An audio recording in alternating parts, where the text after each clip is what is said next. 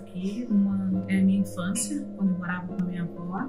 Minha avó sempre me criou, então eu e meus irmãos moravam junto com a minha avó. A gente tem muitas memórias boas das crianças brincando na rua, que hoje em dia você não vê mais, é queimada, é pique-esconde, entendeu? As festas que a gente tinha aqui, os vizinhos no Natal, todo mundo indo um na casa do outro, cumprimentando, dando Feliz Natal, felicitando, né? Muito bom. Sinto saudade de tudo isso. A curva, né, que é chamada Curva do Vento, que tem a visão totalmente pro rio, né? Hoje já está um pouco apagado por conta da vegetação que cresceu, mas é um lugar muito agradável, tem boa recordação ali. Mas quando eu ando mais pela comunidade, já não tanto. Quando você passa na rua de trás, eu encontrei um conhecido e passando ali, ele, nossa, ali parece a Rua Fantasma. Aí eu fui chegando mais perto, essa foi a impressão. De um lugar assim.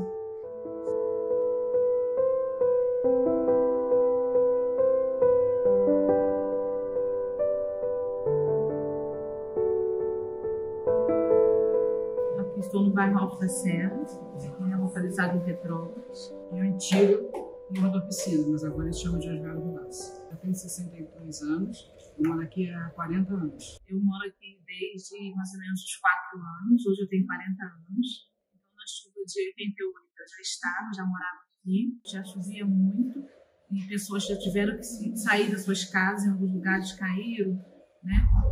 E depois de 88, eu passei na tragédia de 2022.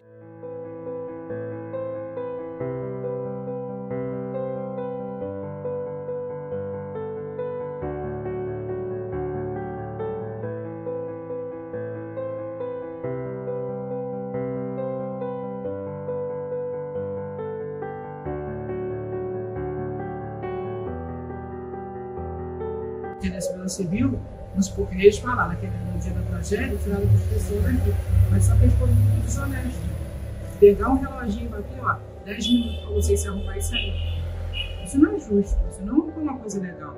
Aí quer dizer, eu segurei a barra até naquele momento, mas na hora que parou o voto aqui na porta, ele pegou as coisas dele jogando, aí a Sandra chegou, agora vai entrar os bombeiros, tem que fazer lanche, eu não vou fazer lanche para ninguém não.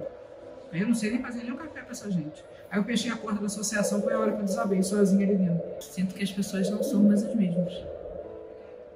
Eu não sei te dizer claramente como não são, né?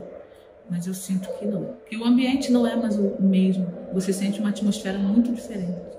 É um lugar que, de certa forma, traz medo, né? Então você não tem sossego, você não tem paz. Esse lugar mudou, as pessoas mudou. As crianças jogavam queimado, brincavam de pique-esconde. Aí, quer dizer, falta isso, um som alto do vizinho, que tá atrapalhando, que tinha que até jogar na justiça porque aquele som estava alto. Cachorro, para tu ver, não tem um cachorro latindo. Aqui ficou muito vazio. E a paisagem que a gente vê, toda hora você lembra das pessoas que tem. Porque eu moro mais abaixo e fico de frente para essa visão, que é onde a tragédia aconteceu, a tragédia maior aconteceu. Né? Então eu lembro das pessoas ali. Eu lembro do sorriso da minha amiga. Né? Eu lembro claramente.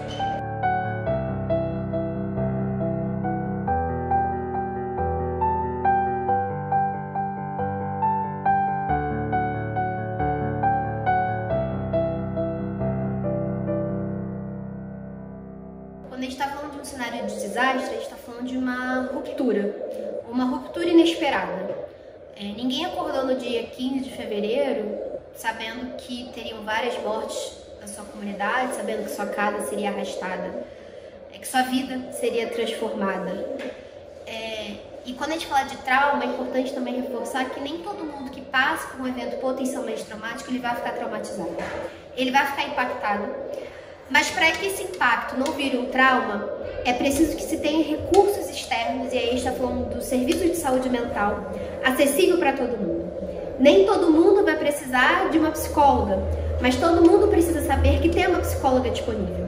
Porque é isso que vai fazer com que esse potencial trauma de fato não vire um trauma, de fato não vire um transtorno de estresse pós-traumático, de fato não vire uma síndrome do pânico, que de fato não vire uma ansiedade, Mas sabe que isso é um aspecto muito difícil para o cenário que a gente vem vivendo em vários locais que são impactados por desastres. Tristeza, é medo, é solidão, insegurança. E ninguém tem segurança. Quando chove, nós temos um grupo aqui do Oswaldo Vilaça. Agora muitas pessoas foram embora mesmo, né? Não quiseram mais ficar aqui por causa disso. Mas quando a Defesa Civil dá essa danada dessa sirene toca, a última vez foi terrível. Quando chove, tu tem medo. Quando tu olha ali pro lado, tu fica preocupado. Quando chove, ainda desce muita água ali. Entendeu? Isso já 2022, 23, 24, são 3 anos já passaram. Apesar de estão fazendo a obra, estão fazendo, mas ainda não acabou. Né? E atrás da minha casa também ainda tem obra que está inacabada. Tudo mexe com o nosso psicológico, com a nossa maneira de viver, de se expressar. E a gente está falando de pessoas que têm esse medo, têm essa insegurança e não têm muitas das vezes a possibilidade de não sair das suas casas. A gente está falando de pessoas, muitas das vezes, que não têm a possibilidade de pagar o serviço de saúde mental, por exemplo. Porque os equipamentos de saúde também estão sobrecarregados. Então, esse adoecimento, não só o trauma, mas esse adoecimento psíquico, mental, ele vai acometendo não só uma forma individual, mas uma comunidade. As comunidades estão adoecidas.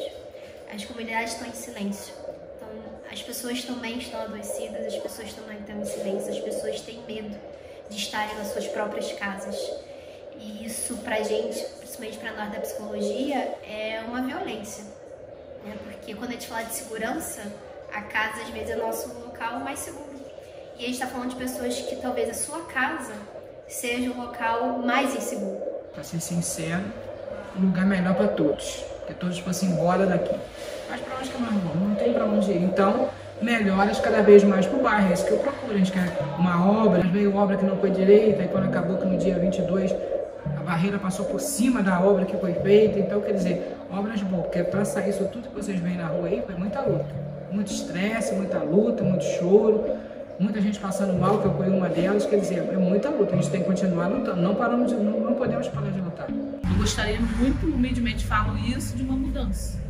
Entendeu? Das autoridades. Eu não quero que seja o prefeito atual, ou seja o governador atual, ou seja até mesmo o presidente atual. Porque não se trata dessa política, se trata de pessoas que vivem nesse lugar. E eu sonho para cá as obras completas. E uma coisa que eu sonho para cá é uma realidade de vida. Tipo assim, as autoridades dizer pra gente. Como a gente sabe que Petrópolis, né, é uma cidade muito afetada. E tá em alguns lugares estáveis realmente para poder viver. Dizer para você, ó, Paulo, aqui não pode. Fulano, aqui não dá. Ah, por que não dá? Eu vou te mostrar. E eu decidi. A decisão tem que ser minha. Continuar. Mas não deixar como tá para aparecer uma cidade que fez uma obra ali e outra aqui, tá tudo certo quando vier as outras chuvas. Quantas pessoas mais, né? Quantas vidas mais? Foram mais de 200 que nós perdemos aqui. Uma vida não é vão. Uma vida não é vão. E nós perdemos muitas vidas. Pessoas hoje estão transtornadas mentalmente. Por mais que algumas pessoas, eu não entendo o que é esse transtorno, eu não entendo o que é uma depressão, eu não entendo o que é uma ansiedade, um síndrome do pânico, isso é real.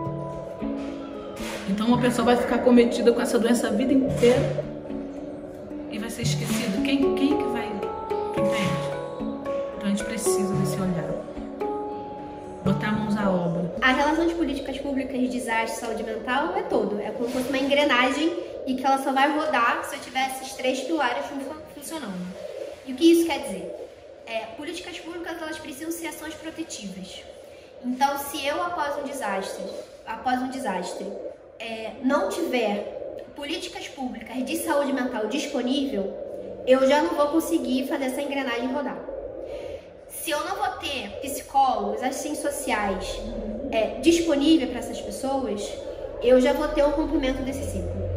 E aí eu vou ter pessoas acumulando sofrimentos, acumulando dores e tendo ainda maiores marcadores sociais sobre essas comunidades. E quando eu falo de saúde mental, eu não falo somente de uma terapia, mas eu falo de ações de habitação, eu falo de assistência, eu falo de direitos humanos, eu falo de cultura, eu falo de educação.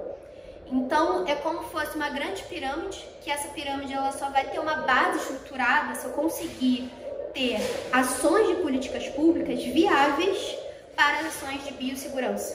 Porque leis nós temos no papel, mas isso na prática, e a gente, na conversa com essas pessoas que estão aqui, a gente vê que essa política pública ela não está acessando essas pessoas que mais precisam. Eu queria o seguinte, que eles lembrassem sempre, principalmente as autoridades, que aqui ainda tem gente morando, que aqui ainda tem gente que precisa da ajuda deles.